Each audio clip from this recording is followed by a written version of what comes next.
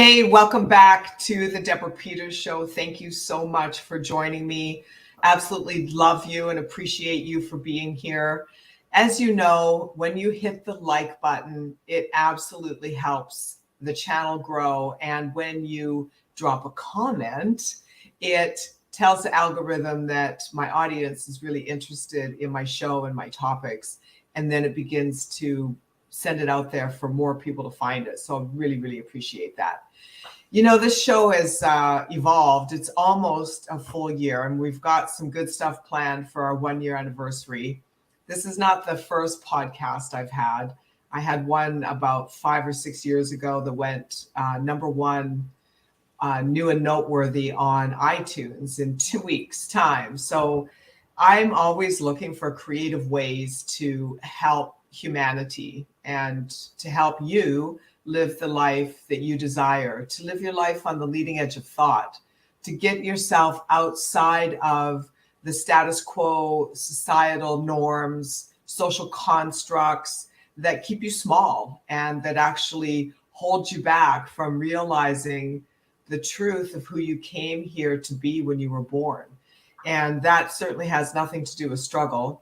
In fact, it's quite the contrary. It has everything to do with consciousness. So what I like to do is I like to cover 5 pillars: health, wealth, relationships, business, and self-expression. As we move forward in our lives and we're post-pandemic, we're all really looking to create and carve out our own revenue streams that we don't have to rely on someone's corporate structure to take care of us. So today we're going to get into some health stuff, and you know that's my favorite topic, especially when we're relating it to consciousness. And so my guest is someone who really has it figured out. And when I spoke with him and we did the pre-interview, I'm like, man, you know, this guy he's the future. And the future of where we're headed as a humanity really requires that we stop looking outside of ourselves for someone to save us, for someone to fix us, for someone to heal us. We have all of that within us. It's innate. And so today's guest, I'm absolutely proud to have here, Tom Paladino. Thank you so much for joining me. And it's a pleasure. Thank you for the invitation. Oh my God, you are so welcome. You know, what's fascinating to me as we evolve as a humanity and consciousness continues to raise on this planet is it's the old school knowledge base and awareness of possibilities that's really being brought to the surface, stuff that's been dormant for a very long time. And the biggest piece of that is about energy. You know, it's the conversation on everyone's lips these days. It's very politicized, is about energy. What kind of energy is right? What kind of energy is wrong? The direction we need to go. Are we running out of energy? And I've never really found it to be something that drove any sort of fear through my system, but it does have a lot of people, you know, scared and with their tail tucked between their legs. So what I find about your work is you're really bringing something to the forefront that got buried, and that's the work that Tesla did, and the energy work that he did that is free to all and exists for all, and it's not running through a wire. Yes. Yeah. You're absolutely right. We're working with Scalar Energy. Some people call that Tesla energy, and it is wireless, and it will change. It will transform society. Well, I think that it already is, and it already has. It's just whether people are aware of it or not, you know, because everything is energy, and the use of everything is energy, you know, from how your body functions and your health level to how your mind fires and your ability to think beyond your current circumstances and not get plugged in by your senses and think that what you have now is all that's possible. And of course, then how the planet actually functions. Where I see the disconnect to be is in how energy has been taught to us, that it's limited in form, and it's controlled by a certain number of people, and that you have to pay to use it. So that's not what Tesla found. Right. Right. And that's going to take a sea change in our society. But Nikola Tesla envisioned the free energy from the stars, and he wanted to give the world this free energy. It doesn't have a carbon footprint. There's no radioactivity to it. It's infinite in supply, energy from the stars. And in some way, I'm trying to follow up with what Nikola Tesla started over 100 years ago. This is a valid science. And this science, this new technology, will change the world. Absolutely. It's interesting to me when I am in a conversation or there's a dialogue going on and someone says, I just need to get some energy. Oftentimes people say, I need to go out and talk to people so I can get some energy going. Well, you don't get energy, you are energy. So if Nikola Tesla hypothesized that this energy comes from the stars, that's infinite, and we're star seeds, we're part of that makeup, then that's who we are. We're infinite. We are that energy. It's just a matter of acknowledging it. You can't use something that you won't acknowledge. Right. Right. Exactly. So with that, we enter into this new era of free energy, or relatively inexpensive energy, scalar energy, what some people might call 0-point energy, Tesla energy. Some societies have called this consciousness or prana, chi, om. So it depends on your cultural background. But Sure. there is a life force energy, and this life force energy will be the key to advancing mankind. This life force energy will solve our problems. Well, so here's what's interesting to me is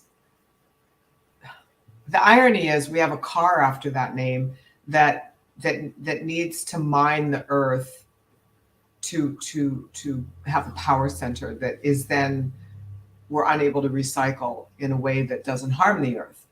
And yet we're sitting on this free energy so what's up? What are we missing here as intelligent people? Yeah, we're missing the genius of Tesla.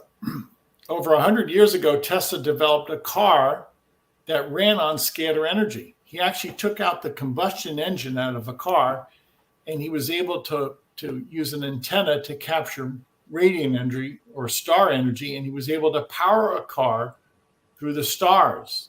And the car performed splendidly. So, again, what is the point here? We have to go to this new paradigm. It is a shift. It is a shift. Yeah. We have to leave behind the electromagnetic spectrum. The new power plant are the sun and the stars. Scalar energy is not electricity. It's a different waveform. It's a different dimension altogether. And that's where we're going with this. That's fascinating. So it's a different waveform, and it's a different paradigm. And paradigms are just coagulated energy.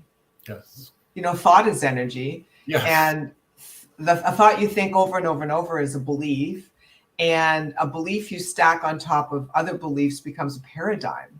Yes. So all the dots connect here. If this is a waveform of energy we haven't tapped yet, then I can appreciate why people struggle to release their old paradigm to even acknowledge it, because that old paradigm is a lower vibration. Like that thinking system, those beliefs, those thought patterns are a lower vibration. So therefore, what we're asking people to do is to perceive beyond the limits of their current reality. And that's where things get tricky. Yes. That's where people get lost. But what's the problem right now with scalar energy? It's poorly understood, and it's obviously invisible. Now, if we educate the people and we can see the results, you're never going to It's invisible. You're never Sure. going to be able to actually sense this, but you can see the results. You can ascertain that there are tangible results, tangible benefits. Well, then the world starts to pay attention. Right. And so it becomes an evidence procedure. That's what you're saying to me. Yes, exactly. So this is always interesting is first you have to perceive it. And in order to perceive it, you have to have a curiosity of what else is possible. So that means suspending for a moment your old way of seeing reality, your old model of the world, and being willing to ask yourself questions like, well, what else is possible that I haven't perceived yet? Exactly. Right. Exactly. And this is meant for those who are intrepid. This is meant for those who are willing to consider that there's another dimension. Many times we've heard this notion of a parallel universe. Right. That's true. If you consider that scalar energy is another dimension and that it can coexist side by side, so to speak, electromagnetic energy, you're right. There is a parallel dimension. That's so important. This really is the cornerstone of my work. I'm not negating the electromagnetic spectrum. I'm simply saying that there's another dimension. That's a higher vibration. Yes, and it's much more refined. It's much more versatile. So why not work with this other energy, scalar energy, as opposed to electricity, which is really a passe. It's obsolete as far as I'm concerned. It's old science. It is. It's just really old science. So here's the thing. To acknowledge this level of energy, then we have to really look at ourselves, where we've been committed to holding ourselves back from a higher level of understanding of what's possible. Yes. And where that becomes a tall order, I'm not saying it's not possible because we're seeing it every day, but where it becomes a tall order is when we have an entire propaganda machine that is constantly hammering on our nervous systems of how we're victims, how we're small, how we're weak, how, there's scarcity in the world, you're going to starve, it's an endless machine. It's insatiable. Yes. So what are some tips? And then I want to get into some of the actual work that you do. What are some tips that people can use to raise themselves above the fray, so to speak? I have a scalar energy instrument. I have a number of scalar energy instruments which control this dimension. But people can far exceed the potential of my instruments with their mind and their heart. I've said this so many times, the human mind, the human heart are scalar energy vessels. Oh, wait. Okay, I'm sorry, but you have to say that again because you're really throwing a bomb out there. The human mind and the human heart function on scalar energy. We think on account of the fact that thinking is a scalar energy waveform. We feel, we have emotions because emotions are a scalar energy waveform. This has been proven, or at least it's been demonstrated, that thinking can influence a scalar energy wave, that feelings can influence a scalar energy waveform. So everybody has a mind and a heart, and everybody's capable of this consciousness, is capable of having this creative strength of God. And I really want to drive home that point with people that what I do through instrumentation, people have the ability through their thoughts, their mind, and their feelings, their heart, to far exceed my capability.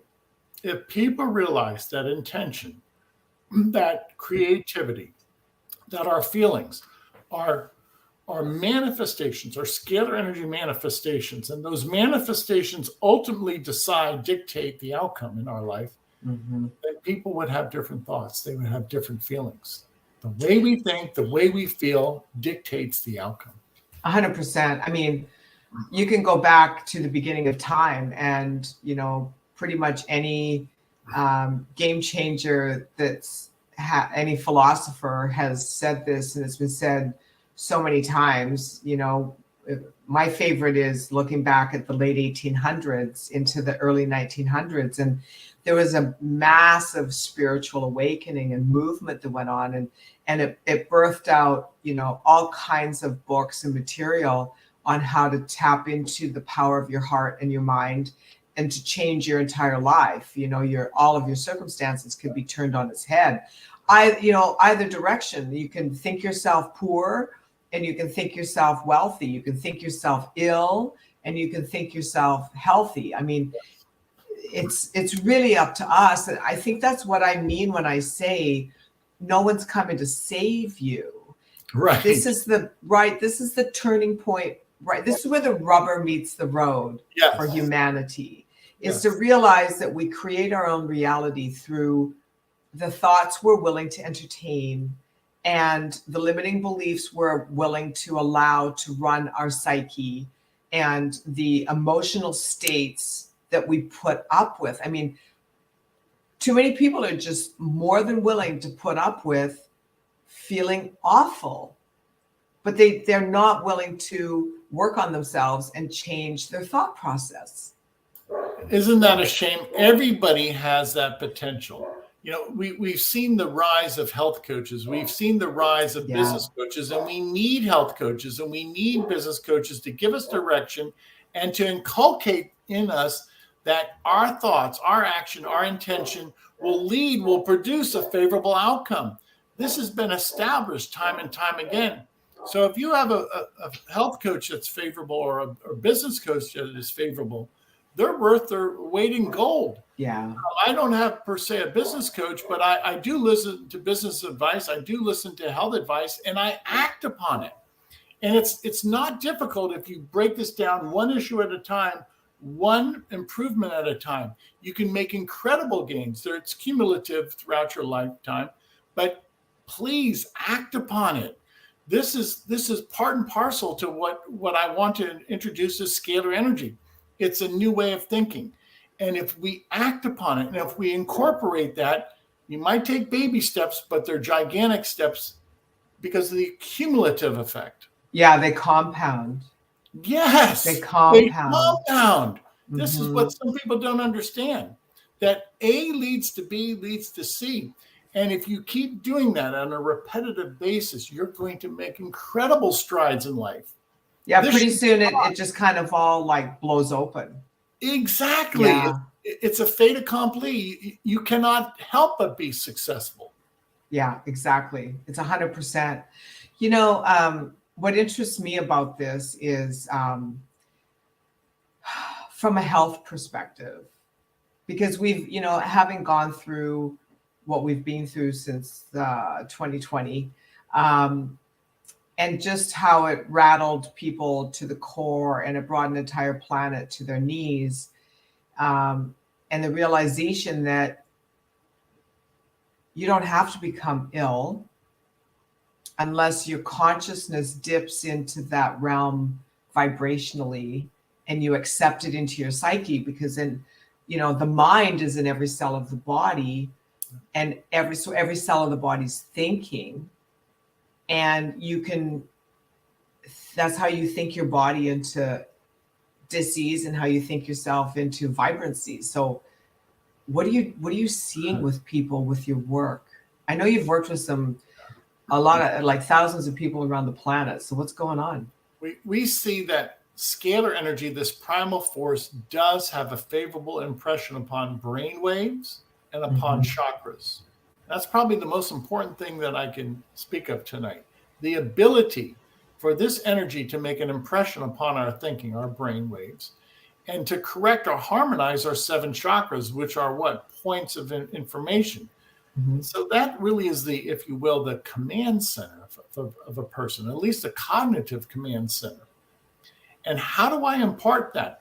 How do I change the psyche, improve the psyche? How do I change this if you will, these vortices of scalar energy, the chakras? Yeah. It's all through the interface of consciousness or scalar energy. So light will correct light. My light instrument will enlighten the mind, will provide a redirection, a recalibration of the 7 chakras. The chakras are composed of light. Yes. You put all of this together, it's light acting upon light. The physical brain is really a consequence of this. It's our thoughts, it's our intention, it's consciousness. So what has Tesla discovered? What have I rediscovered? A scalar energy instrument is alive with emotions. It's organic. I am working with the intelligence of the universe. And a scalar energy instrument can impart intelligence, scalar intelligence, it's non-physical, upon the mind and upon the 7 chakras. I've done that for 25, 30 years. Amazing. It's valid. So what you're saying is that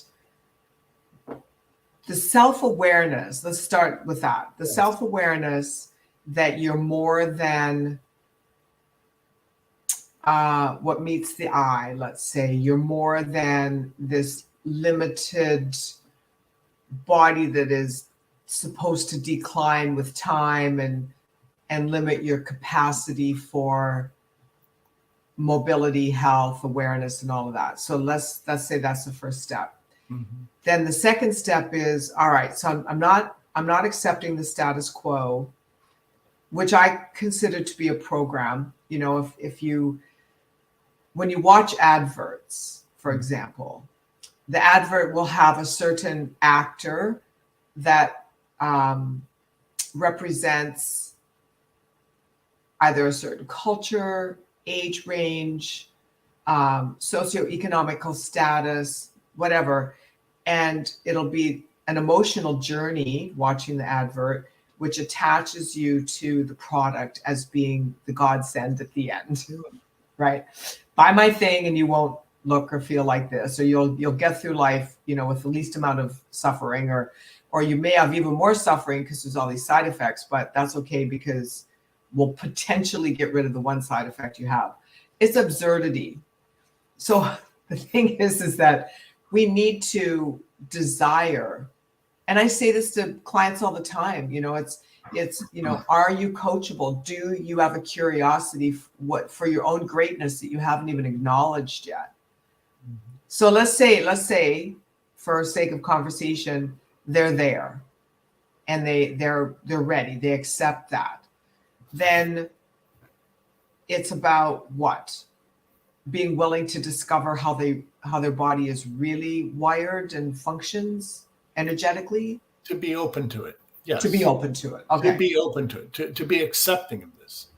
Yeah. You know, I can't emphasize enough. If I'm working with the energy of the stars, which is the driving force, the animating force of the universe, then everything I do has to be not only fundamental, but it has to be safe. It has to be all-encompassing, which it is. It can only produce a favorable result. You know, otherwise, the billions upon billions of stars would assail us. They don't. So this is what is meant by the life force energy. Right. It's the animating force of everything, including the cells in our body, including our 7 chakras. Now, again, this is a far departure from speaking about electromagnetic energy. This is not magnetism. This is not AC electricity. This is the life force energy of the universe. It's nothing but good. Well, now, there's no consequence. There's no unfavorable consequence. Right. And I call it our God force. That, you know, it's that spark in our heart that is life force, and without it we couldn't be alive. So what's fascinating to me with, say, regular electricity, what we know today to be our energy source. Right. With regular electricity, there's a danger to that. Yes, you cannot interact with that unless it's in a controlled environment, coming through the wall to the core and to an appliance. Human beings cannot interact with that. So therefore, that tells me on just a very base level that it's not in alignment with who God made us to be. You're right. So what you're saying is that scalar energy is God force and it's already your makeup. Yes. It's not an external thing that you have to be afraid of, because you seriously have to have deep respect for electrical currents. A lot of people have died from that. And so what you're saying is that scalar energy exists within you, and when something exists within you, it's nothing to fear. And I think that's why Tesla's work got buried. Yeah. If there's nothing to fear, right, you can't control people. Yeah, there you go. There you go. How do you control mass populations if they're not afraid? Yeah. How would you control them? Yeah, that's brilliant. You're absolutely right. Now, if you consider the electromagnetic spectrum, electricity and magnetism, it always experiences entropy, which is the death of the signal. In other words, it's degradation. Yeah. It falls off. There's entropy. Now, if you translate that into electromagnetic energy in a biological system, then that will incur decay, disease, and ultimately death. So what am I saying? The dimension of electromagnetic energy assures, guarantees death, decay, disease. Right. Because it comes from a 3D world. Yes. Is that favorable? No. As opposed to scalar energy, which does not experience entropy. The scalar signal, a scalar wave, never degrades. There is no entropy. It never weakens. Now, if my cells were, if you will, flooded with scalar energy, my cells would never weaken. They would never experience disease. They would never decay. They would never degenerate. They would never experience aging. I would be ageless. I would be immortal. So what would you rather work with? What paradigm is of your predilection? Do you prefer the electromagnetic spectrum that assures, guarantees disease and eventually death? Or do you prefer scalar energy that guarantees longevity and essentially immortality? That's a loaded question, because, it gets people to really question what we've been programmed to believe about age. I mean, think about it. Your age is it's a social construct that is a number that defines everything about your life. Right. What you should look like, what your body should function like, where you should, how you should live, maybe where you should live, what you should own, and how much, physical space, money, accomplishment you should have. That's a number that is a box that people wear as a badge, and that badge is not always a positive badge. I mean, there's something wrong with you at every age. Think about it. You're either too young, too inexperienced, too busy because you're raising kids, or you're too old. There's always something wrong. Yeah, you're right, and we have to eliminate that type of thinking. You're absolutely right. It's this is an amazing call to action, because I think the crisis that we have regarding energy on this planet isn't which source to use. It's to wake up and realize that we are energy, and that it's the God force that created us, that makes us be. And we're just leaving so much on the table by not acknowledging that and working with it. You're absolutely right. You're absolutely right. So this is the, if you will, the new beginning that we have with scalar energy, this new technology. Even though it's as old as the stars, it's never been properly defined, harnessed, and presented to the world. Well, what Deborah and I are going to try and do is present this new paradigm, this new way of thinking, and revisit people such as Nikola Tesla, present his work, and then show how if we were to incorporate his work, we could change society. Right. And it's what's cool about it is each of you watching is the one that's in control of that journey. Yes. And that's something that I've learned over the course of my life, and sometimes not, it wasn't an easy learning, sometimes it was baptism by fire, but it wasn't it when I started opening up my heart to be more self-aware of this God force within me that is capable of anything. It wasn't a new thing to me because I was, as a baby, as a toddler, I was highly aware. Mm-hmm. And then it got dumbed down through programming because I was just way out there, when I was talking about this stuff as a child, like where is she getting this information? I mean, we lived on a farm 30 miles from town, and there was no Wi-Fi, and we had one TV channel. So, where is she getting this information? But it was in me. It was knowledge. It was knowledge that was in me, and the more I marveled at it, the more it downloaded, and the bigger my awareness become, until I started sharing it with family members, and they thought I was baked, half baked. And so it just wasn't safe to share it anymore. So when I started, I guess I went to sleep, and then I started waking up some 25 years later, and I'm like, it was like, da-ding, da-ding. Oh yeah. Oh, that's right. Oh my gosh, I forgot about that. I mean, and it's just been rolling to the surface like nonstop over the last, 25 years of my life. It's just phenomenal.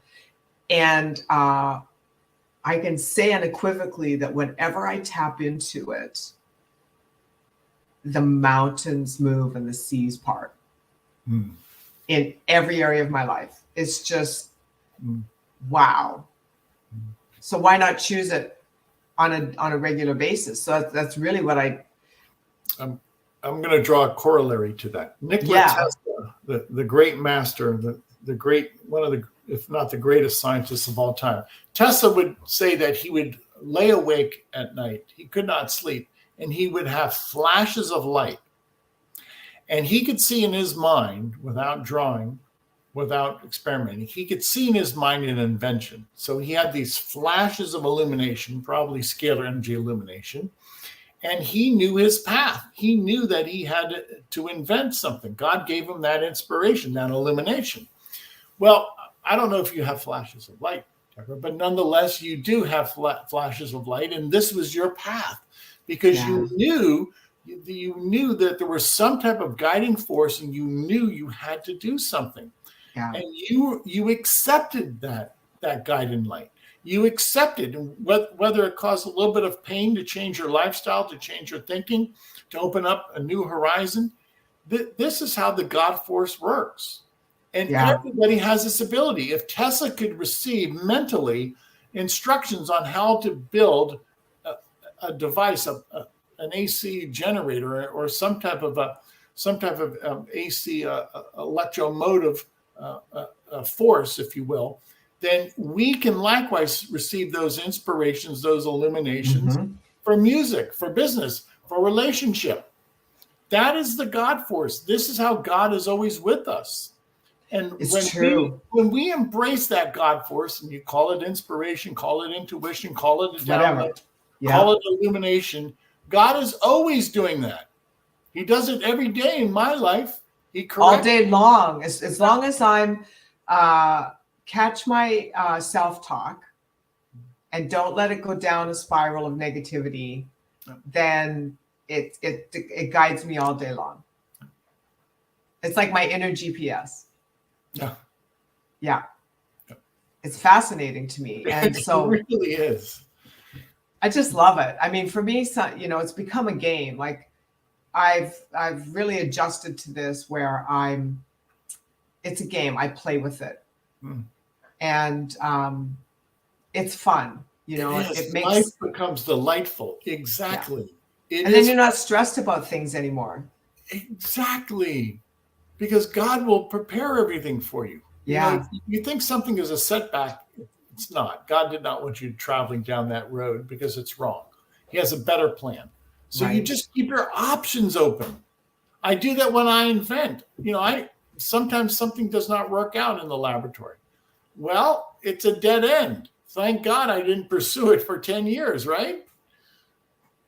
Just be flexible. Be flexible and allow it to come. We could probably go on and on about this, but we're kind of running up on time here. What's the point you want to make that we can leave with people? And then I want you to share your website. Okay. Scalar energy is consciousness. It's thought. It's emotion. It's the life force energy. We all have it. This is my career working with scalar energy, scalar light. I have developed scalar light instruments, but I want to make this very clear once again. Everybody has a mind and the heart, and the human mind and the human heart are scalar energy vessels, and you have incredible power, incredible potential, far exceeding my scientific instruments. What do my scientific instruments afford? The guaranteed repeated process through instrumentation. What do you have that exceeds my instrumentation? You have a mind and a heart that far exceed my capability. That's awesome. So when we're talking about instrumentation, are we talking about doing a process with you? Like, what does that look like? Well, with my program, it's standardized. I work with people around the world. Now, bear with me. People will email me a photograph. This is my photograph, which has scalar energy signals or scalar energy intelligence. And I actually take emailed photographs and I place it inside my instrument. So we're working in the quantum realm with the scalar energy force field, working with your photograph, which is your bilocated version. People Sure. bilocate by way of the quantum field. You don't come to a laboratory, you send your emailed photograph to my laboratory. Got and it. I can balance your chakras through your photographic force field. There's quantum intelligence, there's quantum instructions on a photograph. I balance your chakras, I balance your brain waves through the interface of the photograph, which gives me access to the quantum field. Really lovely. Really lovely. Yeah, thank you. That's exciting. Yeah, and it sounds like you've had some good results with it. Can you just like drop something on us? Yeah, some people come to us with depression, and by balancing their chakras and balancing their brain waves, that depression is lifted. They're happier. They have a sense of tranquility. You know, a lot of people who are depressed, they look at the past. They don't focus on the present. So many people, if you change your thinking and if you get them out of the past, thinking out of the past, and put them in the present moment, they have no time for remorse. Okay, when you're sad about some past event, you're living in the past. Live in the present moment. Live in the present moment. Yeah, the present. That's where it's all at. Because there is no future yet, right? And the past is expired. So the only thing you have is now. Exactly.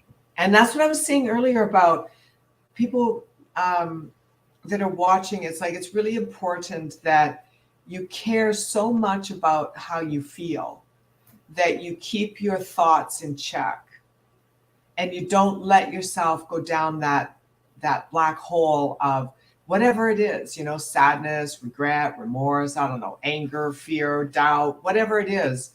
As soon as you head that direction, you're cutting yourself off from your God force. Yes. And then that has a negative impact on every other area of your life. Yeah. What I do, if I reach a roadblock, I almost welcome a roadblock and I say, well, I wasn't supposed to do that. Or if I have a negative thought, I just simply say, well, I'm not going to entertain that.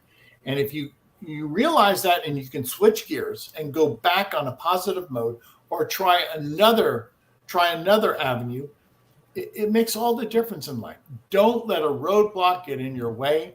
Just change. If you can't overcome something, make a shift. Make a shift. It's so simple. Can I reframe something? Yeah. So I think this is where people get thrown off a little bit when we say, if you hit a roadblock, you know, maybe you weren't supposed to do that or go there.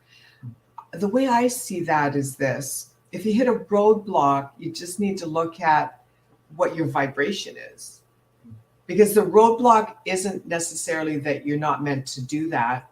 the roadblock is your perception of Good point. being able to do that. And when you change your perception, the roadblock disappears and the thing you desire lands in your lap. But you see, I think, probably my biggest pet peeve saying is it wasn't meant to be. And I just think that's utter nonsense, because anything is possible. And if you didn't get the thing that you wanted, it's because you were out of alignment vibrationally, not that you couldn't have the thing. Now, there may be times that you're out of alignment vibrationally with the thing, and that's another conversation. So there could be a time when, there's something better for you, 100%. But I want people to first explore themselves and say, am I blocking this because of something in the past, some limiting belief, fear of failure, don't feel worthy? That's usually the biggest roadblock.